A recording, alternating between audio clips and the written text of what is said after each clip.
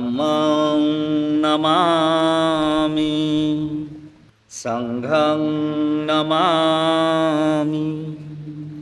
नमो तस्स भगवतो अरहतो सम्मा सम्बुद्धस्स। नमो तस्स भगवतो अरहतो सम्मा सम्बुद्धस्स। नमो तस्स भगवतो अरहतो सम्मा सम्बुद्धस्स। बुद्धं शरणं गच्छामि धम्मं शरणं गच्छामि संघं शरणं गच्छामि। द्वितीयंपि बुद्धं शरणं गच्छामि द्वितीयंपि धम्मं शरणं गच्छामि द्वितीयंपि संघं शरणं गच्छामि तृतीयंपि बुद्धं शरणं गच्छामि तृतीयंपि धम्मं शरणं गच्छामि तृतीयंपि संघं शरणं गच्छामि। पाणातिपाता वीरमणि सिक्खापदं समादियामि। आदिन्नादाना वीरमणि सिक्खापदं समादियामि। कामेषु मिच्छाचारा वीरमणि सिक्खापदं समादियामि। मुसावादा वीरमणि सिक्खापदं समादियामि। सुरामेरय मज्जपमादठाना वीरमणि सिक्खापदं समादियामि।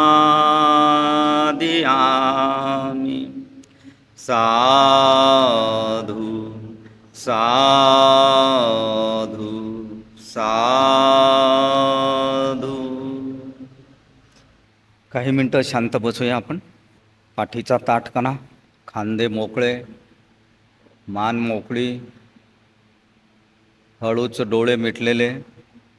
दिवसभराचा सर्व विचार, गोंधळ, ताणतणाव सगळा सोडून द्यायचा आहे. आपल्या श्वासावर लक्ष ठेवायचं आहे. श्वास येतो कसा आणि जातो कसा.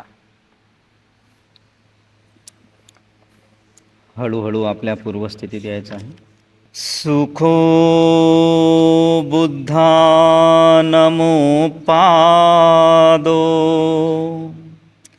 सुखासद्धम्मदेशना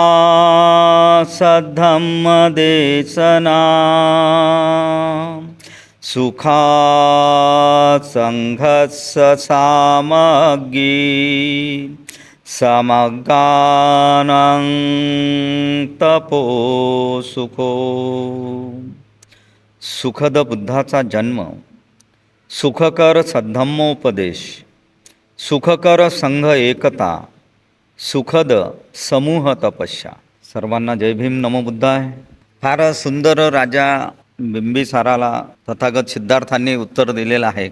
ज्या काही भौतिक गोष्टी आहेत, भौतिक वस्तू आहेत, त्या आपल्या सुखासाठी नाहीत. आपण मानतो तसं ते सुखासाठी आहेत, परंतु सिद्धार्थ गौतम म्हणतात की त्या सुखासाठी नाही तर आपलं दुःख कमी करण्यासाठी आहे. आपल्या दुःखाला काही प्रमाणात कमी करण्यासाठी ती साधनं आहेत. ठीक आहे ना, आपलं दुःख कमी करण्याचे ते साधनं आहेत. आणि हे समजावून सांगण्यासाठी त्यांनी फार सुंदर असं उदाहरण सिद्धार्थ गौतमांनी दिलेलं आहे की तहान भागवण्यासाठी पाण्याची आवश्यकता असते, भूक शमविण्यासाठी अन्न पाहिजे, ऊन वारा आणि पाऊस यांच्या निवारणासाठी घर पाहिजे, आणि आपली नग्नता झाकण्यासाठी आणि थंडी वाऱ्यापासून संरक्षण करण्यासाठी आपल्याला कपड्यांची आवश्यकता असते.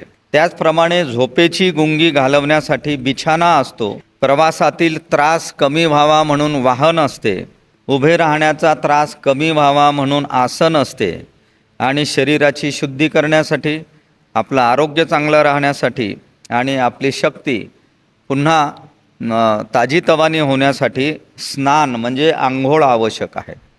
ह्या सगळ्या ज्या गोष्टी सिद्धार्थ गौतमांनी सांगितलेल्या आहेत त्या कशासाठी सांगितलेल्या आहेत? आपल्या दुःखाचं निवारण करण्यासाठी. स्नान हे एक साधन असते. म्हणून सिद्धार्थ गौतम म्हणतात की बाह्य वस्तू म्हणजे मानवाच्या दुःख निवारणाची साधने होत. ह्या ज्या काही बाह्य वस्तू आपण आता पाहिलेल्या आहेत ह्या सगळ्या मानवाच्या दुःखाचं निवारण करण्यासाठी, दुःख कमी करण्याची साधनं आहेत की ज्याला आपण सुखाची साधनं म्हणतो आपण. ते आनंदाच्या उपभोगाचे मार्ग नव्हेत. ह्या ज्या वस्तू आहेत, गोष्टी आहेत, हे काही आनंदाचा उपभोग घेण्याचे मार्ग नाही आहेत, तर ते दुःख निवारण करण्याची साधनं आहेत. केवळ प्रतिबंधक उपाय म्हणून ज्यांचा उपयोग केला जातो अशा त्या बाह्य वस्तूंपासून आपल्याला आनंदाचा उपभोग मिळतो असे कोणता शहाणा मनुष्य मान्य करेल? पण आपण सगळे भौतिक जीवनातले लोक आहोत, काम लोकातले लोक आहोत. आपण तसंच मानतो नाही का की केवळ प्रतिबंधक उपाय म्हणून म्हणजे थांबवणे, प्रतिबंध करणे म्हणजे थांबवण्याचा, दुःख थांबवण्याचा उपाय म्हणून आपण ह्या बाह्य वस्तूंचा आपण उपयोग करत असतो आणि त्यातच आपण आनंदाचा उपभोग घेतो, त्याच्यातून आपल्याला आनंद मिळतो असं समजणारा कोणता शहाणा माणूस हे मान्य करेल? जी साधनं आहेत, सांसारिक साधनं, भौतिक साधनं, की ती सुखासाठी आहेत असं कोण मान्य करेल? तर ती सुखासाठी नसून ती दुःख निवारण करण्यासाठी आहेत. इथे ही गोष्ट आपण समजून घेतली पाहिजेत. नाहीतर काय होते की आपण त्या सुखाच्या मागे लागून आपण नेहमी स्वतःलाच फसवत असतो. म्हणजे कुठलीही वस्तू आपल्याला घ्यायची तर मग आपण ती महागडी असली पाहिजे, दर्जेदार असली पाहिजेत. आता कपडे असतात आपल्या अंगावरचे, मग ती 100 रुपयाची साडी असली काय आणि 500 रुपयाची असली काय किंवा 200 रुपयाची असली काय, आहे का नाही? उद्देश काय आहे आपला? शरीर झाकणे, आहे का नाही, अंग झाकण्यासाठी. परंतु आपण काय करतो? आपण या इंद्रियांचे गुलाम झालेला आहोत, त्या इंद्रियांच्या आहारी जातो आपण. आणि हे इंद्रिय, या इंद्रियांनी, 5 इंद्रिय यांनी आपल्या मनावर ताबा मिळवलेला आहे. म्हणून त्यांच्याच म्हटल्याप्रमाणे आपलं मन, पुढे भगवान बुद्धांनी जे सांगितलेलं आहे, आपण पाहतो की सुजातानं जे सोन्याच्या पात्रामध्ये खीर दिली होती बुद्धाला, काय त्याचा अर्थ लावावा? ते उलटा प्रवाह म्हणजे हा आहे की संपूर्ण मानवजात ही 5 इंद्रियांची गुलाम झालेली आहे.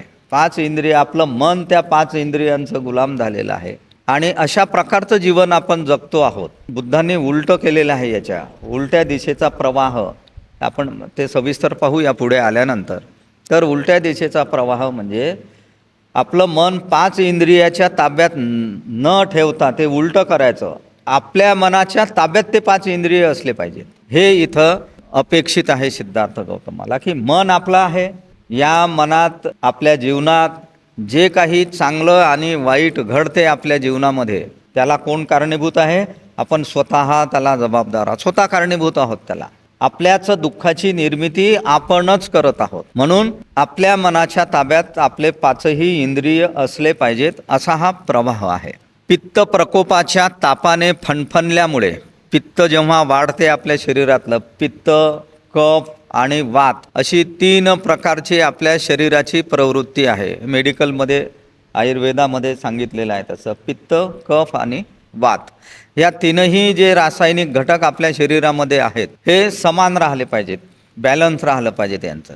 परंतु ते जेव्हा कमी जास्त होतात, कफाचं प्रमाण वाढलं की मग सर्दी खोकला ताप येतो, पित्त वाढलं की ताप येतो. तर अशा पित्त प्रकोपाच्यामुळे, तापाने फणफणल्यामुळे शीतलतेच्या उपाययोजना, शीतलता म्हणजे थंड करणे, तापाला कमी करायचं, थंड करण्यासाठी दुःख कमी गुंतल्या असताना, दुःख कमी करण्यामध्ये गुंतला असता, तापाने फणफणल्यामुळे ती ताप थंड व्हावी, कमी व्हावी, या उपाययोजनांनी आपण आपलं दुःख कमी करण्यामध्ये गुंतलेलो असतो. आणि जो त्या उपाययोजना म्हणजेच आनंदाचा उपभोग असे समजतो, तोच सुखांना आनंद हे नाव देतो. ताप जर आपल्याला आली आणि आपण ते ताप कमी होण्यासाठी, आपलं शरीर थंड होण्यासाठी, म्हणजेच आपलं दुःख, तापामुळे जे दुःख निर्माण झालेलं आहे आपल्याला, ते कमी करण्यासाठी आपण ते दुःख कमी करण्यामध्ये गुंतलेलो आहोत. आणि ते ताप कमी करण्यासाठी म्हणजे पर्यायानं दुःख कमी करण्यासाठी ज्या काही आपण उपाययोजना करतो, त्यालाच आपण आनंदाचा उपभोग असे समजतो. की ताप कमी झाली की आपल्याला चांगलं वाटते, आनंद वाटतो की अरे बरं झालं का, जे आता ताप गेली, आता शरीर थंड झालं. तोच सुखांना आनंद हे नाव देतो. तर असाच मनुष्य आपल्या सुखांना आनंद असं नाव देतो, आहे की नाही. म्हणजे आनंद मिळणे आणि सुख ह्या दोन्हीही वेगवेगळ्या गोष्टी आहेत, वेगवेगळ्या बाबी आहेत. सुखाची वेगळी व्याख्या आहे आणि आनंदाची वेगळी व्याख्या आहे. ते पुढे येईलच आणखी. ज्या अर्थी सर्व सुखांमध्ये चंचलता आढळून येते, काय म्हणतात सिद्धार्थ गौतम, की ज्या अर्थानं सर्व जे सुख आहे, ज्याला आपण सुख असं म्हणतो, याच्यामध्ये चंचलता आढळून, हे सुख कसे आहेत, चंचल आहेत, ते स्थिर नाहीत, सुख कायमस्वरूपी राहणारे नाही आहेत, ते चंचलता आढळून येते. त्या अर्थी मी त्यांना आनंद हे नाव देऊ शकत नाही. त्या अर्थानं सिद्धार्थ गौतम म्हणतात, ते सुख चंचल असल्यामुळे मी सुखाला आनंद हे नाव देऊ शकत नाही. कारण सुखामागून दुःख येणे हेच मुळी त्याचे वैशिष्ट्य आहे. सुखामागून दुःख येणे हेच त्याचं मुळी वैशिष्ट्य आहे, सुखांचं वैशिष्ट्य आहे. की कसे चंचल आहेत ते, की सुखामागून दुःख येतात.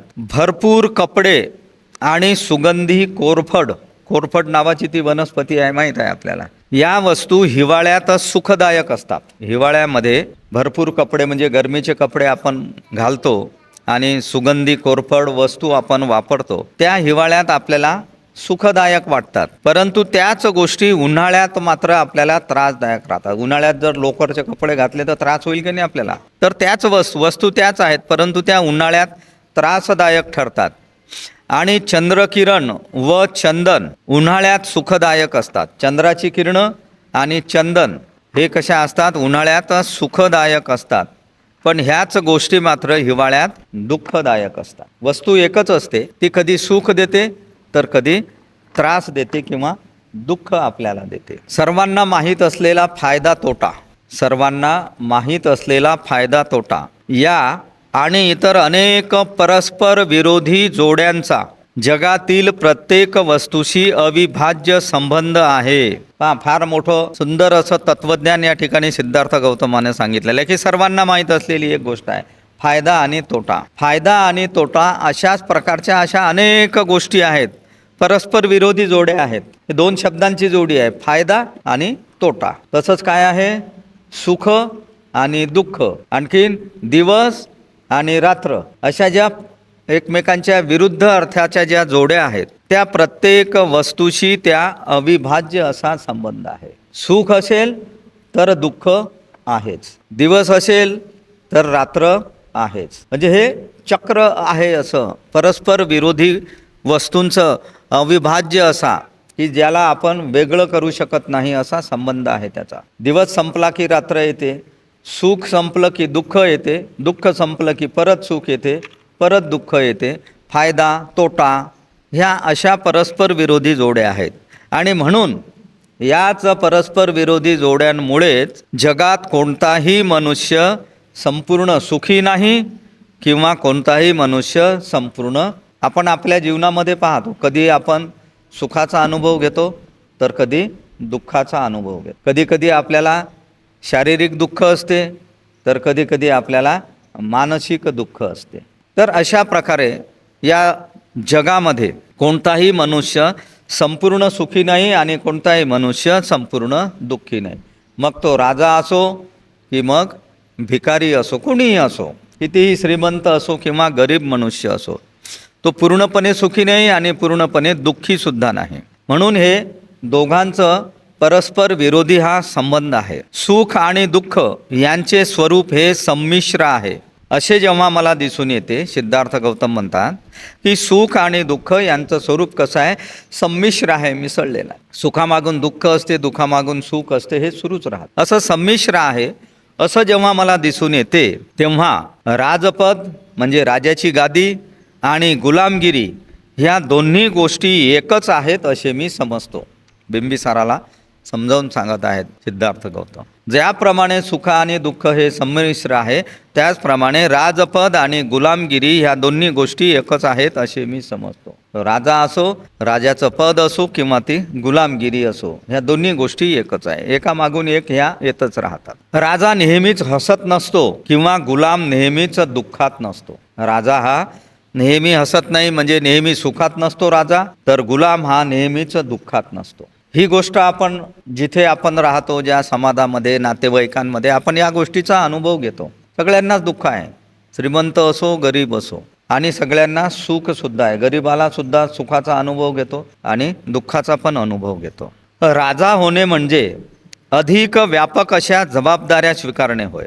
राजा होणं म्हणजे, कारण राजा बिंबिसारानं सिद्धार्थ गौतमाला म्हटलं ना की माझं अर्ध राज्य मी तुला देतो, तू संन्यासीपणा सोडून दे आणि मस्त राज्य कर. त्याच्यासाठी ते उत्तर आहे की राजा होणे म्हणजे अधिक व्यापक अशा जबाबदाऱ्या स्वीकारणे होय. व्यापक म्हणजे खूप मोठमोठ्या जबाबदाऱ्या राजा झाला माणूस की त्याला स्वीकाराव्या लागतात.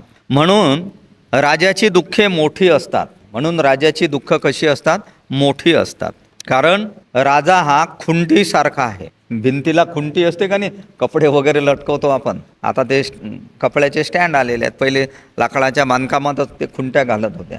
राजा हा खुंटीसारखा आहे की जे काही जबाबदारी आली असेल त्या खुंटीला ते टांगायचं, म्हणजे तो भार जसा त्या खुंटीला सहन करावा लागतो तशा राजाच्या जबाबदाऱ्या असतात. तो जगासाठी त्रास सहन करत असतो. राजा हा जगासाठी काय करतो, त्रास सहन करतो. म्हणून कोणतीही गोष्ट काही सोपी नाही. एखादं मोठं पद मिळालं की त्या पदाच्या जबाबदाऱ्याही तेवढ्या असतात. कुटुंब प्रमुख जो असतो आपल्या कुटुंबातला, त्याच्यासुद्धा खूप मोठ्या जबाबदाऱ्या असतात. पण तो काही जबाबदाऱ्या सांगत नाही आपल्या कुटुंबामध्ये. त्याच्या मनात काय चाललेलं असते आपल्या कुटुंबाबद्दल नाही सांगू शकत.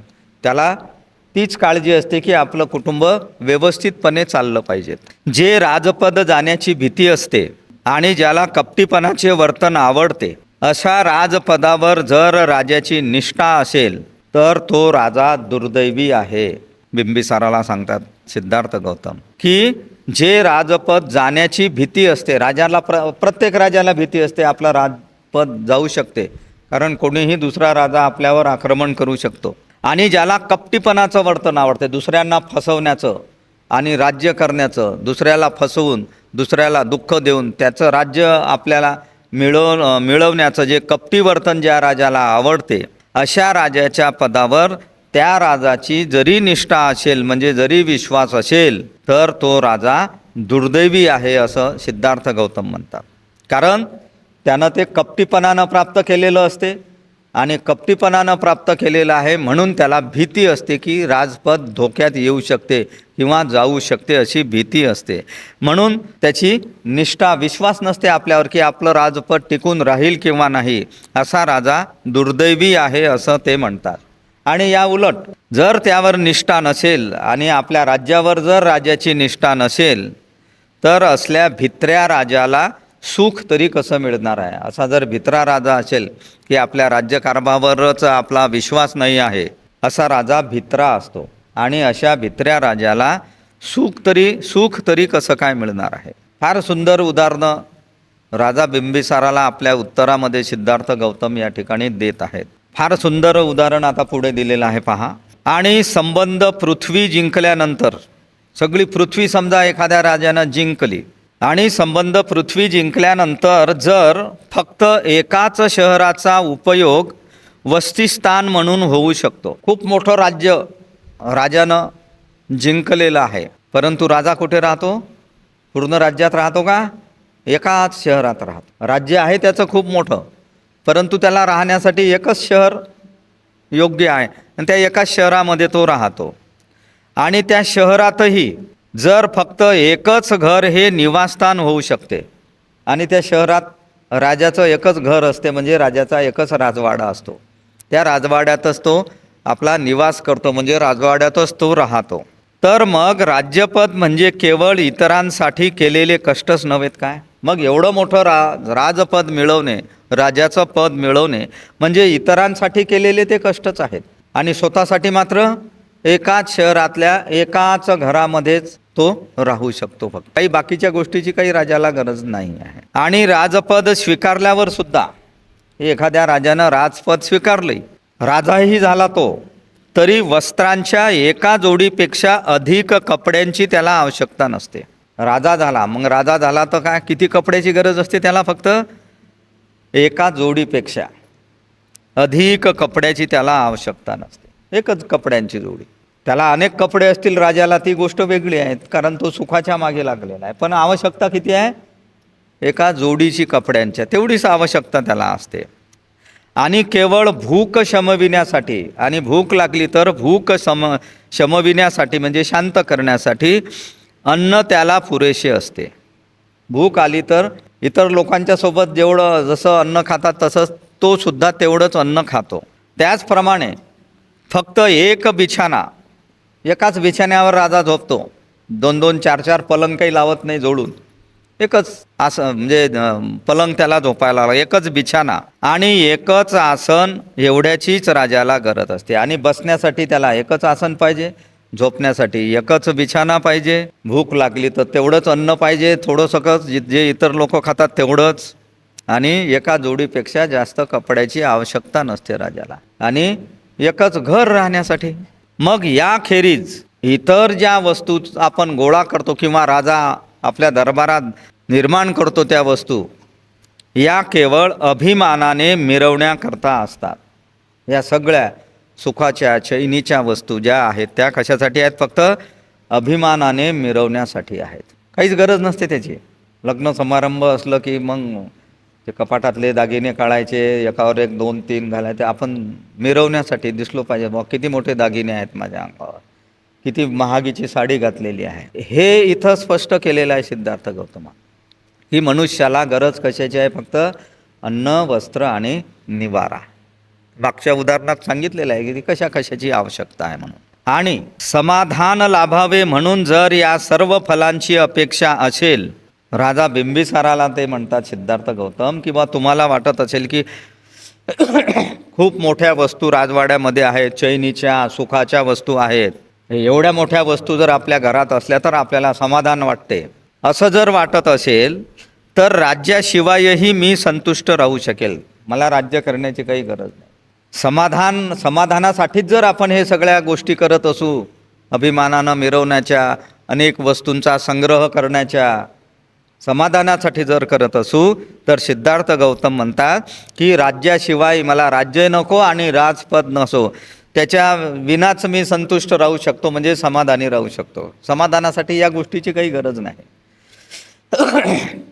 आणि जर माणसाला या जगात एकदा समाधान लाभले तर मग बाकी सगळ्या गोष्टी अनावश्यक नाहीत काय? आणि जर माणसाला या जगामध्ये जर एकदा समाधान मिळालं तर मग बाकी सगळ्या गोष्टीची त्याला आवश्यकता नाही.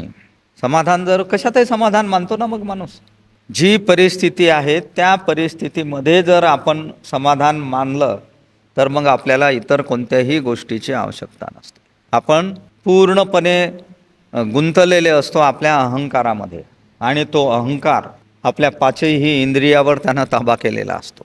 तर म्हणूनच मानवी जीवन जे आहे, हे संपूर्ण मानवी जीवन, मग तो श्रीमंत असो गरीब असो, समाधान नावाची गोष्टच नाही. त्याचे प्रयत्न सुखाच्यासाठी सुरूच असतात, आणि कितीही सुखाच्या गोष्टी आपल्याला प्राप्त झाल्या तरी समाधान मात्र त्याच्यातून आपल्याला मिळत नाही. म्हणून समाधान जर एकदा या जगात माणसाला लाभलं तर बाकी इतर सगळ्या गोष्टींची काही आवश्यकता नाही. समाधानाचा मंगल मार्ग ज्याला सापडला तो सुखाच्या बाबतीत कधी फसणार नाही. हा सुंदर वाक्य आहे. समाधानाला मंगल मार्ग म्हटलेला आहे सिद्धार्थ गौतमानं. समाधानाला मंगल मार्ग म्हटलेला आहे की हा मंगल मार्ग ज्याला सापडला तो सुखाच्या बाबतीत कधीच फसू शकत नाही. समाधान असेल तर माणूस सुखी राहू शकतो, सुखाच्या बाबतीत नाही फसू शकत. म्हणून आपल्या जीवनामध्ये समाधान मिळविणे ही अत्यंत महत्त्वाची गोष्ट आहे. समाधान म्हणजे जी काही परिस्थिती असेल ती स्वीकारणे. आणि असमाधान कशाला म्हणतो मग? बाजूच्या घरी गाडी घेतली तर आपल्याही घरी असली पाहिजे, त्याईनं पहिला मजला चढवला आपलाही वरचा मजला असला पाहिजे, त्यांनी सोफा सेट आणला चांगला आपलाही असला. प्रत्येक आपल्या परिस्थितीनुसार आपल्या ह्या गरजा असतात, असमाधानाच्या गोष्टी असतात. एखादं गरीब कुटुंब असलं तर म्हणते नाही बा आपल्या घरी मोटरसायकल तरी असली पाहिजे, छोटासा टी व्ही तरी असला पाहिजे. त्या असमाधान, पण जे आहे त्याच्यात समाधान मानणे हे ज्याला प्राप्त होते तो सुखाच्या बाबतीत कधीही तो फसणार नाही. म्हणून हे राजा, आपण व्यक्त केलेली मैत्री लक्षात घेऊन मी तुम्हाला विचारतो की सुखांना काही किंमत आहे का? सिद्धार्थ गौतमानं राजा बिंबिसाराला प्रश्न केला की सुखांना काही म्हणजे किंमत आहे का सुखाला काही? कोण पाहते आपल्याला किती आपण सुखी? आपण जर बाहेर गेलो तर कोणाला माहीत आहे आपण किती सुखी आहो, किती श्रीमंत आहो, काय संपत्ती आहे आपले? काहीच नसतं. म्हणून शेवटी आता सिद्धार्थ गौतम म्हणतात की मी गृहत्याग केला तो रागाने नव्हे. मी जो हा गृहत्याग केलेला आहे तो रागाच्या भरात केलेला नाही, किंवा शत्रूच्या बाणाने माझा मुकुट धुळीस मिळाला म्हणून नाही, किंवा शत्रूनं माझा मुकुट राजमुकुट काढून टाकला म्हणूनही मी हा गृहत्याग केलेला नाही, किंवा अधिक उच्च असे हेतू साध्य करून घेण्याची माझी आकांक्षा आहे म्हणजे इच्छा आहे म्हणून मी आपली सूचना नाकारतो असेही नाही. मी जो गृहत्याग केलेला आहे तो रागानं नाही, किंवा माझा राजमुकुट धुळीस मिळावा म्हणूनही नाही, किंवा अधिक उच्च असा हेतू साध्य करावा अशी माझी इच्छा आहे म्हणूनही मी नाही, आणि म्हणून मी आपली सूचना नाकारतो असे नाही. तुम्ही फार चांगल्या सूचना मला केल्या, समजावून सांगितलं, परंतु ह्या सगळ्या मी नाकारतो. त्याचं कारण हेच आहे की मला काहीही प्राप्त करायचं नाही आहे. अत्यंत विषारी आणि क्रोधाविष्ट सर्पाला, अत्यंत विषारी साप आणि तो खूप क्रोधिष्ट झालेला आहे, रागीट आहे, अशा सर्पाला एकदा सोडून दिल्यावर जो पुन्हा पकडण्याचा प्रयत्न करील, किंवा एखाद्या पेटविलेल्या गवताची पुडी चूड ती पुन्हा धरण्याचा प्रयत्न करील, असाच मनुष्य सुखाचा त्याग एकदा केल्यावर पुन्हा त्याच्या पाठीमागे लागत नाही. मी सगळ्या सुखाचा त्याग केलेला आहे म्हणून मी आता त्या सुखाच्या पाठीमागच लागणार. कारण क्रोधिष्ट सापासारखं आहे ते सुख, गवताच्या पेंडीसारखं ते पेटलेलं आहे सुख.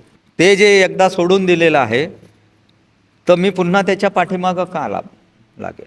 आपलं जे मन आहे, आपल्या मनाचं जे केंद्रस्थान आहे, भगवान बुद्धाचा जो धम्म आहे त्या धम्माचा केंद्रबिंदू आपलं मन आहे. आणि ते जे मन आहे त्या मनाच्या केंद्रबिंदू 3 प्राणी आपल्यामध्ये आहेत. आपल्या मनात लय जबरदस्त प्राणी आहेत. कोणते कोणते प्राणी आहेत माहीत आहेत का आपल्याला? एक आहे साप, एक आहे कोंबडा, आणि तिसरं आहे डुक्कर. या 3ही प्राण्यांचे गुण आपण सोबत घेऊन जगत आहोत. सापाचा गुण काय आहे? द्वेष करणे. सापाच्या जवळ चुकीला माफी नाही. चुकूने जरी धक्का लागला तर तो असं नाही वाटत जाऊ द्या, लहान लेकरू आहे, चुकून धक्का लागला असेल तर नाही. किसा गौतमीच्या मुलाचं उदाहरण आहे. आपलं मन असंच द्वेषी आहे. दुसरा आहे कोंबडा, हे लोभाचं प्रतीक आहे. साप द्वेषाचं प्रतीक, कोंबडा लोभाचं प्रतीक आहे. लोभ हा असते त्याला नेहमी. त्याला दिवसभर जरी दाणे टाकले तर तो दिवसभर तो दाणेच टिपत राहणार आहे. तसंच आपलं मन आहे. आणि तिसरं आहे डुक्कर, हे अज्ञानाचं प्रतीक आहे. खरं काय आणि खोटं काय आपण समजूनच घेत नाही. अज्ञान आहे, ते ज्ञान आपल्याला नाही आहे. या 3ही प्राण्यांनी एकमेकांच्या शेपट्या तोंडात घेतलेल्या आहेत आणि ते आपल्या मनावर अधिराज्य करतात. याच्यासाठी बौद्ध धम्मामध्ये एक भवचक्राचा अभ्यास आहे. खूप मोठं चित्र आहे मस्त भवचक्राचं.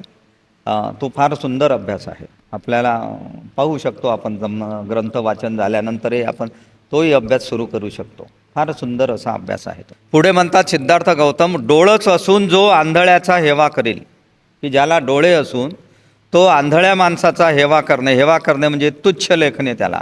स्वतंत्र असून बंधनात असलेल्याचा हेवा करेल, की जो माणूस स्वतंत्र आहे तो बंधनात अडकलेल्या माणसाचा हेवा करतो. श्रीमंत असून कंगाल माणसाचा हेवा करेल, जो माणूस श्रीमंत आहे परंतु कंगाल माणसाचा तो हेवा करतो. शहाणा असून वेड्याचा हेवा करेल, जो माणूस शहाणा असतो परंतु वेड्याचा त्याला हेवा वाटतो. तोच मी म्हणतो, फक्त तोच मनुष्य ऐहिक सुखाच्या मागे लागलेल्या माणसाचा हेवा करेल. तोच मनुष्य ऐहिक सुखाच्या, की जो मनुष्य डोळस असून म्हणजे डोळे असलेले असून आंधळ्याचा हेवा करतो, स्वतंत्र असून बंधनात असलेल्याचा हेवा करतो, श्रीमंत असून गरिबाचा हेवा करतो, शहाणा असून वेड्यांचा हेवा करतो, तोच माणूस ऐहिक सुखाच्या मागे लागलेल्या माणसाचा हेवा करील. की जो माणूस ऐहिक सुखाच्या म्हणजे या संसारिक सुखाच्या, भौतिक सुखाच्या मागे लागलेल्याचा तो हेवा करील. म्हणून माझ्या सन्मित्रा, राजा बिंबिसाराला म्हणतो, माझ्या सन्मित्रा, माझ्या चांगल्या मित्रा, जो भिक्षेवर गुजराण करतो त्याची कीव करण्याचे कारण नाही. कारण राजा बिंबिसारानं सांगितलं होतं की हे भिक्षा मागणं तुझ्या हाताला शोभत नाही, तू पृथ्वीच काय त्रैलोक्याला सुद्धा जिंकू शकतोस.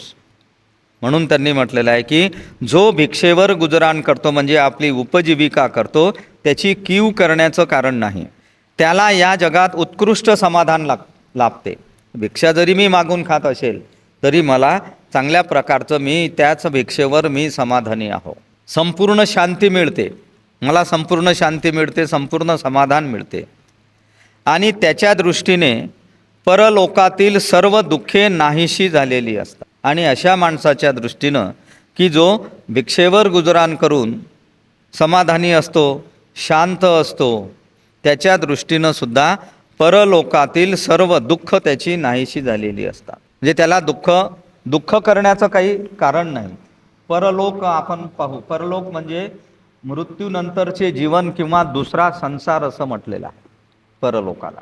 पृथ्वी ही कर्मभूमी आहे आणि परलोक ही भोगभूमी आहे. पृथ्वीवर आपला जन्म झालेला आहे म्हणून पृथ्वी ही काय आहे, कर्मभूमी आहे. इथं आपण चांगले कर्म केले पाहिजेत. इथे जर आपण चांगले कर्म केले तर आपला प्रवेश कुठं होईल, भोगभूमीमध्ये, सुख भोगण्याची भूमी म्हणजे परलोक.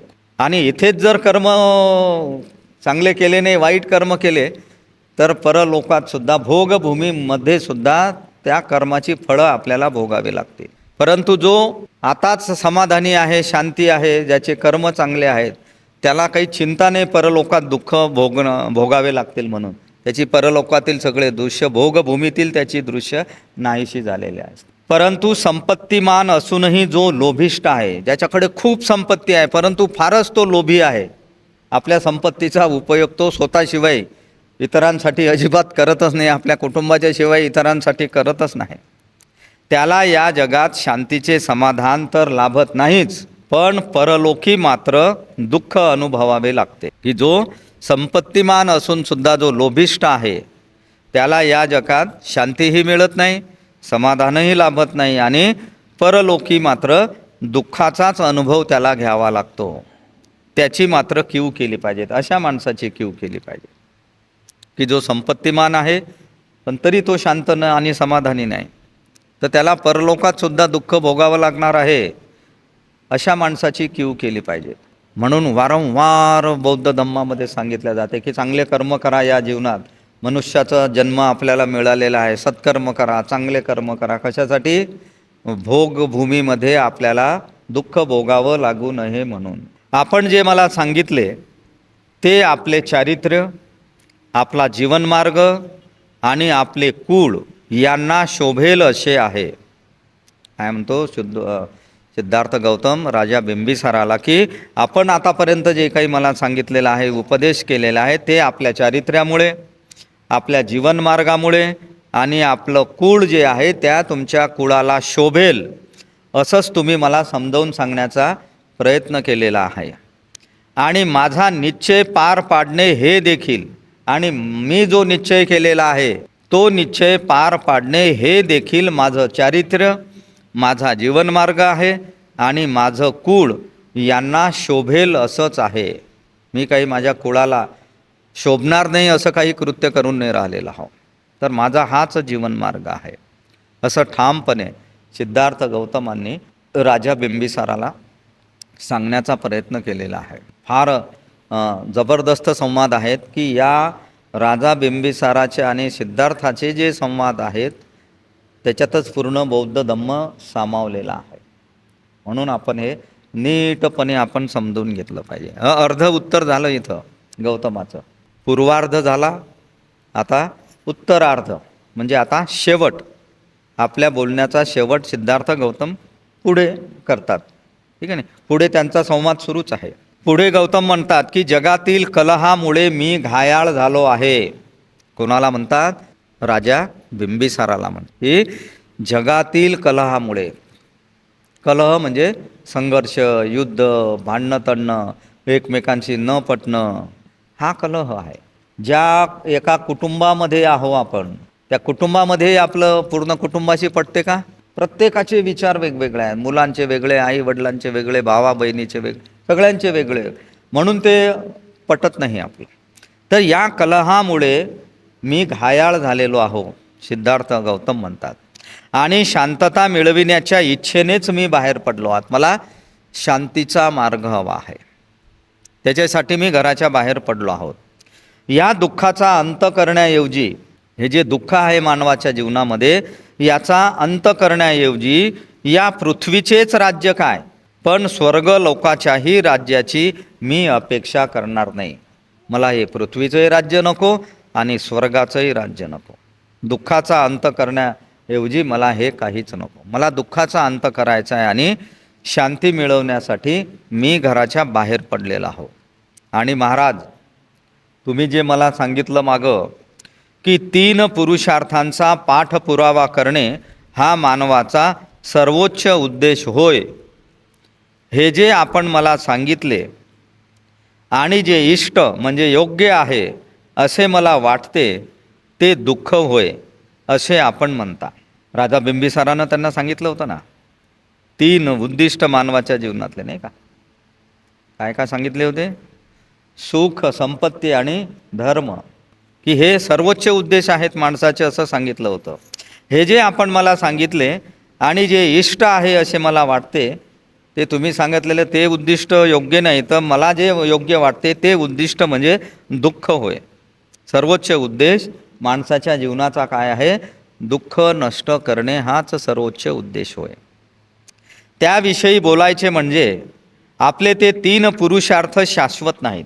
तुम्ही जे 3 पुरुषार्थ सांगितलेले आहेत, सुख, संपत्ती आणि धर्म, हे शाश्वत नाही आहेत. शाश्वत म्हणजे कायम स्वरूपी टिकून राहणारे, कायम टिकणारे. सुखही कायम टिकत नाही, संपत्तीसुद्धा कायम टिकत नाही आणि धर्मसुद्धा कायम टिकू शकतो. हे 3ही शाश्वत नाहीत आणि संतोषदायक सुद्धा नाहीत, म्हणजे समाधान देणारे सुद्धा नाहीत. 3ही उद्देश, यांना समाधानही मिळत नाही आणि आपण ते टिकूनही राहत नाहीत आपल्याजवळ. आणि आपण म्हणता की वृद्धापकाळ येईपर्यंत थांब. धर्म करण्यासाठी, धर्माचं पालन करण्यासाठी वृद्धापकाळ येईपर्यंत, म्हातारपण येईपर्यंत थांब. कारण यौवन हे नेहमी बदलणारे असते. यौवन म्हणजे तरुणपण, हे नेहमी बदलणारं असतं. प्रत्येक क्षणाक्षणाला, दिवसाला बदलत राहतं. याविषयी बोलायचे म्हणजे हा निर्णयाचा अभावच अनिश्चित आहे. हा जो आपला निर्णय आहे की वृद्धापकाळापर्यंत आपण थांबलं पाहिजे, कारण यौवन हे नेहमी बदलणारं असते, तर हा जो निर्णय आहे हाच निर्णयाचा अभाव आहे. इथं आपण योग्य निर्णय घेऊन नाही राहिलो. यौवनाकडे आपण पाहून नाही राहिलो व्यवस्थित ना वृद्धापकाळाकडे. हा निर्णयाचा अभावच अनिश्चित आहे, याची काही निश्चिती नाही. कारण वृद्धावस्थेतही अस्थिरता असू शकते. वृद्धावस्था म्हणजे म्हातारपण का आपलं सुखी जाणार आहे, गॅरंटी आहे का त्याची? नाही, ते सुद्धा अस्थिर आहे. संपूर्ण जीवनच अस्थिर आहे. केव्हा आपला मृत्यू होईल कोणीच सांगू शकत नाही. जन्माचाही दिवस आपला माहीत नसतो, किती वेळेला आणि किती तारखेला होईल, आणि मृत्यूचा पण माहीत नाही आहे, ठीक आहे. म्हणून मृत्यू हा कधीही येऊ शकतो. एका परिव्राजकानं भगवान बुद्धांना एक फार सुंदर प्रश्न विचारला होता. तथागतांना वंदन केलं आणि त्याने विचारलं की तथागता, जीवनातील आनंदाचा दिवस केव्हा साजरा करायचा? माहीत असेल तुम्हाला उदाहरण, ठीक आहे ना? काय उत्तर दिलं असेल भगवान बुद्धांनी की जीवनातला आनंद कोणत्या दिवशी साजरा करायचा? तर भगवान बुद्धांनी त्याला उत्तर दिलं की जीवनातील आनंद हा मृत्यूच्या 1 दिवस अगोदर साजरा करावा. पहा काय आहे या उत्तरामध्ये. मृत्यूच्या 1 दिवस अगोदर आनंदाचा दिवस साजरा करावा. मृत्यू तर अटळ आहेच, तो टाळूच शकत नाही. आपण ते कधी येईल हे माहीत नाही ना. बालपणी येईल, तरुणपणात येईल, म्हातारपणात येईल, कधी येईल नाही सांगू शकत. म्हणून असं समजायचं आपण की उद्या आपण मरणार आहोत, आज आनंद साजरा करायचा. म्हणजे प्रत्येक दिवशी आपण आनंद साजरा करायचा. आनंद साजरा करणे म्हणजे सत्कर्म करत राहणे. जी परिस्थिती आहे त्या परिस्थितीमध्ये समाधानी राहणे, शांतीनं राहणे, मनाला स्थिर ठेवणे, हा त्या आनंदाचा अर्थ होतो. परंतु ज्या अर्थी दैव आपल्या कलेत इतके कुशल आहे की ते जगाला कोणत्याही काळी आपल्या कहेत ठेवू शकते. परंतु ज्या अर्थी दैव ज्याला म्हणतो आपण, ते आपल्या कलेमध्ये एवढं हुशार आहे, कुशल आहे की ते जगाला कोणत्याही काळी आपल्या कहेत ठेवू शकते. कधीही जाऊ शकतो आपण, कोणत्याही अवस्थेमध्ये कुठेही आपण मृत्यू पाहू शकतो. त्या अर्थानं ज्याला शांततेची इच्छा आहे आणि मृत्यू केव्हा येईल हे ज्याला माहीत नाही, असा कोणता शहाणा मनुष्य वृद्धापकाळाची वाट पाहत बसणार आहे? जे काही करायचं आहे ते आजच करायचं आहे आपल्याला. उद्या मरणार आहोत आपण असं समजून जे काही करायचे आहेत सत्कर्म ते आजच. असं आता धर्माचं पालन करायचं तर मग आता आपण म्हातारं झाल्यानंतर काय काम आहे? मग म्हातारपणी मग देवळात जायचं, पूजा अर्चा करायची. खरा धर्माची आवश्यकता माणसाला जन्मापासूनच असते. जसं आपण आकार देतो लहान मुलांना तसे ते घडतात. म्हणून धम्माची गरज जन्मल्यापासूनच आपल्याला आहे. वृद्धरूपी शस्त्र म्हटलेलं आहे सिद्धार्थ गौतमानं म्हातारपणाला. वृद्धरूपी शस्त्राने आणि जिकडे तिकडे पसरलेल्या रोगरूपी बाणांनी दैवाच्या अरण्यात हरणाप्रमाणे धाव घेणाऱ्या प्राणीमात्रावर प्रहार करीत मृत्यू ज्यावेळी एखाद्या शिकाऱ्याप्रमाणे तत्परतेने उभा असतो, त्यावेळी दीर्घायुष्याची इच्छा कुणाच्या मनात निर्माण होऊ शकेल? फारच सुंदर. म्हातारपणाचं शस्त्र आपण परिधान केलेलं आहे म्हणजे आपण म्हातारे झालेलो आहे आणि जिकडे तिकडे रोगरूपी बाणं आपल्या शरीरात घुसलेले आहेत, अनेक रोग झालेले आहेत. आणि या दैवाच्या अरण्यामध्ये तरीही एवढ्या रोगाचे बाण आपल्यात घुसलेले आहेत, आपण म्हातारे झालेलो आहोत, तरी मरणाची भीती वाटते आपल्याला. तरी वाटते की आपण जगलोच पाहिजे. हे आहे ते दैव. जगण्याची इच्छा आहेच आपल्यावर, खायची सोय नाही, कोणी विचारत नाही कुटुंबातले. रोगानं सगळा हल्ला केलेला आहे आपल्या शरीरावर, तरीसुद्धा त्या अरण्यात हरणाप्रमाणे धाव घेणारे प्राणी मात्र, म्हणजे सगळ्याच प्राण्यांबद्दल म्हटलेलं आहे की प्रहार करीत हा मृत्यू ज्यावेळी एखाद्या शिकाऱ्याप्रमाणे तत्परतेनं उभा असतो. मृत्यू हा शिकाऱ्यासारखा उभाच असतो. कधी आपली मृत्यू शिकार करेल काही सांगता येत नाही. आणि अशा वेळेस दीर्घायुष्याची इच्छा कुणाच्या निर्माण होऊ शकेल कुणाच्या मनात, की आपण आणखीन जगलो पाहिजे. टकटक दिसते आपल्याला की शिकाऱ्यासारखा मृत्यू उभा आहे, कशाला इच्छा धरायची जगण्याची. काही खूप जुने लोक आपले नातेवाईक असतात म्हातारे, जेव्हा आपण खूप दिवसानंतर त्यांना भेटायला जातो तर ते म्हणतात की बापा आता सगळं झालं, आता देवानं आता घेऊन नेलं पाहिजेत मला. परंतु तरीसुद्धा मरणाची भीती आपल्या अंतःकरणातही असतेच. आणि म्हणून सिद्धार्थ गौतम म्हणतात, ज्याचे अंतःकरण दयेने पूर्णपणे भरलेले आहे, दया, अशा धार्मिक माणसाच्या मार्गाची निवड करणे हेच तरुण, वृद्ध किंवा लहान मूल यांना योग्य ठरेल. तरुणांनाही, वृद्ध माणसालाही आणि लहान मुलालाही कोणती गोष्ट योग्य आहे? धार्मिक माणसाची मार्गाची निवड करणे आणि आपलं अंतःकरण दयेनं पूर्णपणे भरून ठेवणे हेच त्याच्यासाठी योग्य आहे. दया दाखवणे म्हणजे माहीत आहे ना आपल्याला, एखाद्याची कीव करणे, एखाद्याला मदत करणे, एखाद्याचं दुःख पाहून आपल्या मनामध्ये दुःख निर्माण होणे. आणि आपण म्हणता की तुझ्या वंशाला शोभणारे आणि उत्कृष्ट फळ देणारे असे यज्ञ तू धर्मासाठी नेहमी करत राहा. असाही सल्ला राजा बिंबिसारानं त्याला दिलेला की तुझ्या वंशाला शोभणारे असे उत्कृष्ट फळ देणारे तू यज्ञ कर, धर्मासाठी हे यज्ञ करीतच राहा. तर सिद्धार्थ गौतम म्हणतो अशा यज्ञांना माझा नमस्कार. हात जोडले त्या यज्ञांना. का हात जोडले सिद्धार्थ गौतमानं? यज्ञाच्या ते विरोधात होते. दुसऱ्यांना दुःख देऊन मिळणारे कोणतेही फळ मिळवण्याची माझी इच्छा नाही. दुसऱ्यांना दुःख, यज्ञात प्राणीमात्रांचा बळी दिला जातो आणि त्यांना दुःख देऊन मिळणारे जे फळ आहे यज्ञाचं फळ, ते फळ मिळवण्याची माझी अजिबात इच्छा नाही आहे. भावी फळाच्या आशेने, आपल्याला भविष्यात चांगलं फळ मिळालं पाहिजे या आशेने लोक यज्ञामध्ये पशूंचा बळी देतात की पुढच्या भविष्य आपल्याला चांगलं गेलं पाहिजे, चांगलं फळ मिळालं पाहिजे. भावी फळाच्या आशेने असहाय्य पशुला ठार करण्याने यज्ञाचे फळ जरी शाश्वत म्हणजे कायमस्वरूपी मिळणारं असले तरी देखील दयाशील आणि सहृदय माणसाच्या दृष्टीने ती अयोग्यच कृती ठरेल.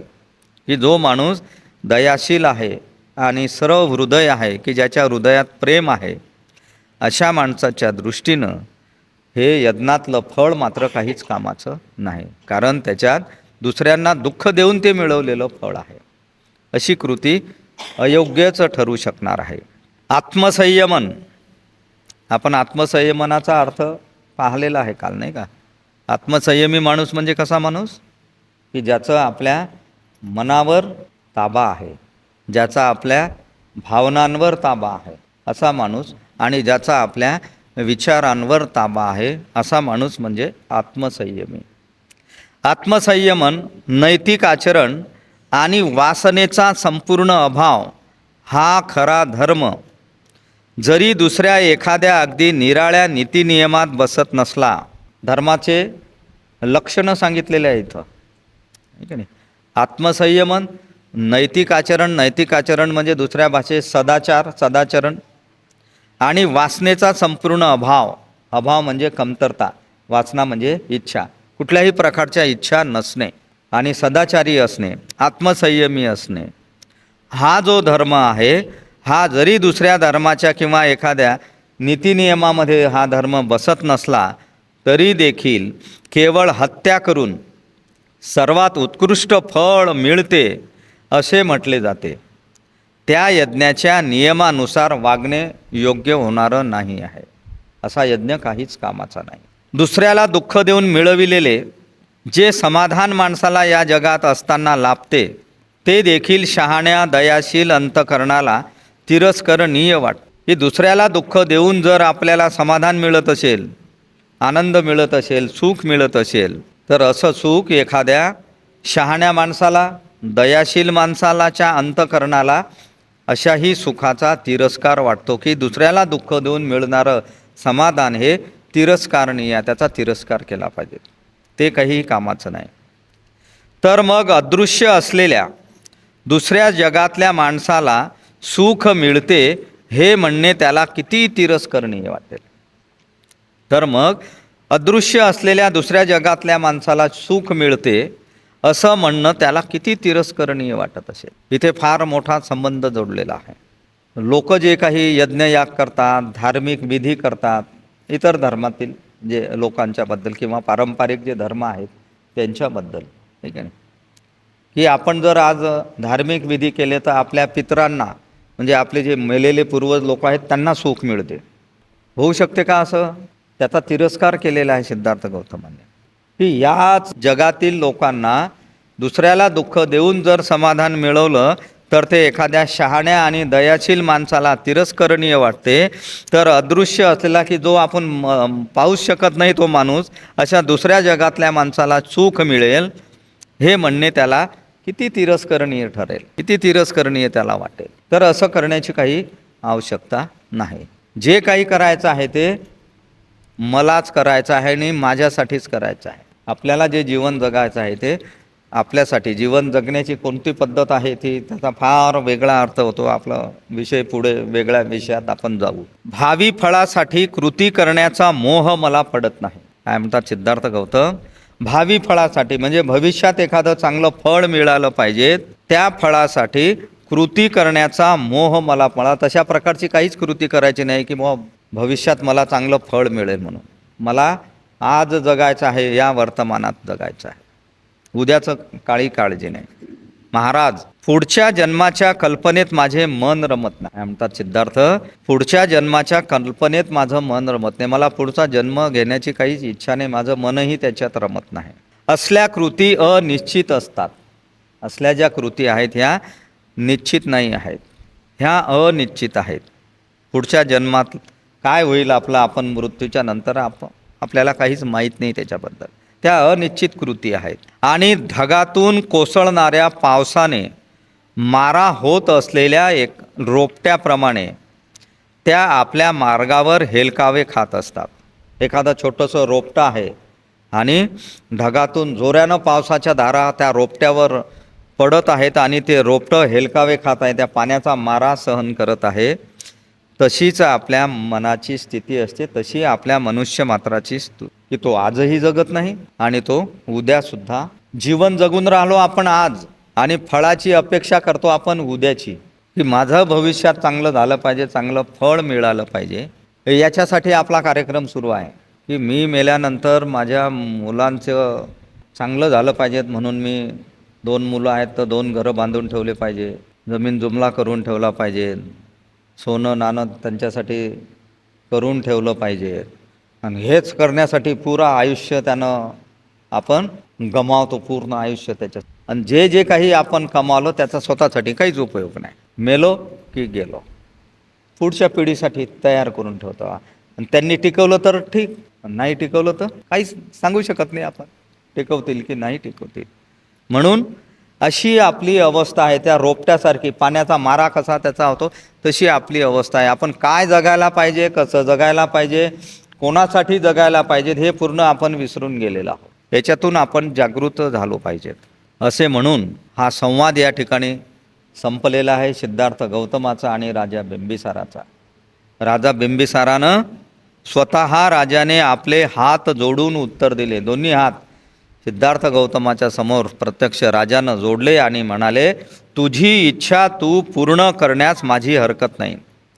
तुला जे काही करायचं आहे ती तुझी इच्छा पूर्ण करण्यास मी आता तुला याच्यानंतर काहीच म्हणणार नाही, माझी काहीच हरकत नाही. तुला जे जे काही करावयाचे आहे ते तू कर आणि ते सिद्धीस गेल्यानंतर म्हणजे तुला जे करायचं आहे त्याची प्राप्ती केल्यानंतर मला भेटण्याची मात्र कृपा कर. तुला जे मिळवायचं आहे ते मिळव आणि जर तू ते मिळवलं, ते प्राप्त केलं तर मात्र माझी भेट घेतल्याशिवाय राहू नको. मला कृपया ते सांगजो तू काय मिळवलेलं आहे. पुन्हा भेटण्याचे निश्चित आश्वासन गौतमाकडून घेतल्यावर राजा आपल्या सेवकांसह पांडव पर्वत उतरून आपल्या राजवाड्याकडे रवाना झालेला आहे. अशा प्रकारे हा जो संवाद आहे राजा बिंबिसाराचा आणि सिद्धार्थ गौतमाचा, ऐकण्याला समजण्याला तुम्हाला थोडं कठीण गेलं असेल, परंतु पूर्ण सार आपण जर त्याचा पाहिला या संवादाचा, की राजा बिंबिसारानं आपल्या मित्रत्वाच्या नात्यानं सिद्धार्थ गौतमाला संन्यासी जीवन सोडून देण्याचा आटोकाट प्रयत्न केलेला आहे. की हे सोडून दे, तू माझं राज्य घे, राज्य पाहिजेत नसेल तर माझं जेवढं पाहिजे असेल तेवढं सैन्य घे आणि कोणाला जिंकायचं आहे ते जिंक आणि मस्त चांगलं जीवन जग, सुखाचं वैभवाचं. असा प्रयत्न राजा बिंबिसारानं केलेला आहे. आणि सिद्धार्थानं ह्या सगळ्या सुखाच्या गोष्टी ह्या सगळ्या नाकारलेल्या आहेत. का नाकारलेल्या आहेत? कारण हे सुखाच्या गोष्टी आपण ज्याला जे म्हणतो आपण, त्या आपल्याला सुखच देणाऱ्या नाही आहेत. कारण त्या दुःख झाकण्याच्या साधनं आहेत, दुःख झाकून ठेवण्याची ती साधनं आहेत. त्यानं केवळ दुःखच झाकून ठेवतो आपण. कारण संपूर्ण जीवन जे आहे मनुष्य मात्राचं ते पूर्ण दुःखमय आहे. इथं कोणीही पूर्ण सुखी नाही आणि कोणीही पूर्ण दुःखी नाही असं सिद्धार्थ गौतमाला वाटतं. आणि म्हणून दुःख कशामुळे येते माणसाच्या जीवनामध्ये, त्याचा उपाय शोधणं हेच सिद्धार्थ गौतमाचं ध्येय आहे. की जे दुःख आपल्या जीवनात आहे ते येते कसं, आल्यानंतर कोणत्या कारणामुळे ते येते, कोणत्या कारणामुळे आलं असेल तर ते नष्ट कसं करायचं, असे 4 आर्य सत्य तथागतांनी सांगितलेले आहे. त्याचा शोध घेणं हे सिद्धार्थ गौतमाचं उद्दिष्ट आहे, ध्येय आहे. तर आपणा सर्वांचे धन्यवाद. आपण हा संवाद फार शांत चित्तानं या ठिकाणी ऐकलेला आहे आणि पुढे मग सिद्धार्थाची काय वाटचाल आहे आपल्या जीवनातली आपण उद्याच्या पाठामध्ये पाहूया. नथी मे शरणं अय्यं बुद्धो मे शरणं वरं एतेन सच्चवज्जेन होतु मे जयमङ्गलम्. नथी मे शरणं अय्यं धम्मो मे शरणं वरं एतेन सच्चवज्जेन होतु मे जयमङ्गलम्. नथी मे शरणं अय्यं संघो मे शरणं वरं एतेन सच्चवज्जेन होतु मे जयमङ्गलम्. नमो बुद्धाय, नमो धम्माय, नमो संघाय. साधु साधु साधु. हे करुणा की ज्योति, करुणा के दीपक, करुणा के सागर हो तुम. ओम मणिपद में हूँ, ओम मणिपद में हूँ, ओम मणिपद में हूँ. हे करुणा की ज्योति, करुणा के दीपक, करुणा के सागर हो तुम. ओम मणिपद में हूँ, ओम मणिपद में हूँ, ओम मणिपद में हूँ. हे करुणा की ज्योति, करुणा के दीपक, करुणा के सागर हो तुम. ओम मणिपद में हूँ, ओम मणिपद में हूँ, ओम मणिपद में हूँ.